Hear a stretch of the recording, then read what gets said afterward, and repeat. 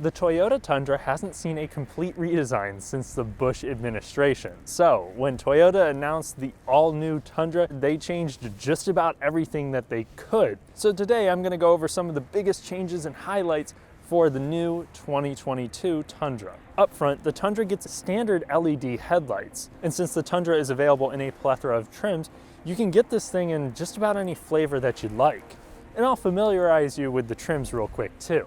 So you'll have the base work grade truck, that is the SR trim. Then you'll have the SR5, which adds some nice convenience features, but really opens up the availability of more options to make the Tundra into something like this TRD Sport package, which include a more street-tuned suspension, these cool 20-inch black wheels, and body-colored fenders. The SR5 also opens the door to the TRD Off-Road, which adds a more forgiving suspension designed for trail use, along with crawl control and a rear locking differential to name a few things. Want to keep it even more classy when off-road? You can get the TRD Off-Road pack on the Limited trim too. The Limited also includes some chrome accents on the exterior, whereas the Platinum trim that's just above that has darker accents and more available features like adaptive dampening. But if you just want to keep your truck from sagging, you can get rear air suspension on every trim but the SR and TRD Pro. Then the 1794, which is like a Western style Platinum trim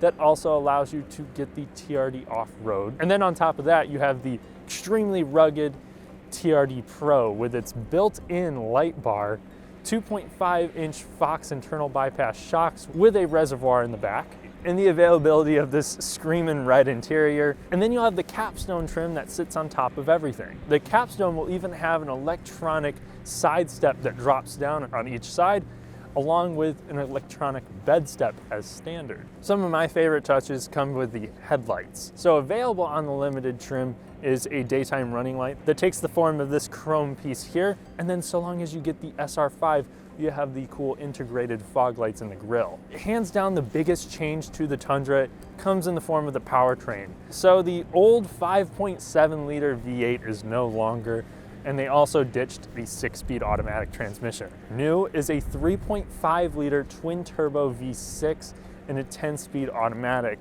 In previous years, it was used in the Lexus LS. Standard, the truck's gonna have 348 horsepower and 405 pound-feet of torque. But that's just in the base trim. Step up past that and you'll get 389 horsepower and 479 pound-feet of torque. A lot more torque than the previous truck.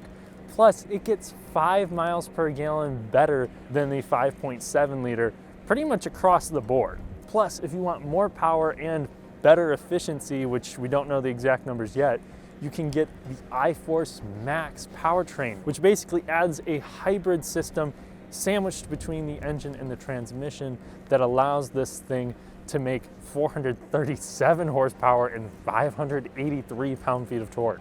And believe me, just the medium output here is more than enough to hustle this truck around and pull whatever you need. The hybrid is slated to be available in the spring and is the sole powertrain for the TRD Pro and Capstone. It's available in the Limited onward. When it comes to features, the new Tundra is definitely with the times while still retaining the availability of an 8-foot bed if you get the SR or SR5 with the double cab. And all trucks have a composite bed, which is ultra durable. Plus Toyota's extremely practical bed rail system, which when you're using the bed cleats allows for almost endless options for tie down points. So if you get the Limited trim and up, on the driver's side, you're gonna have a bump switch on the tail light that drops the tailgate, except if you don't wanna jump all the way up to a Limited trim, all trucks will still have proximity unlock and lock through Toyota's Smart Key.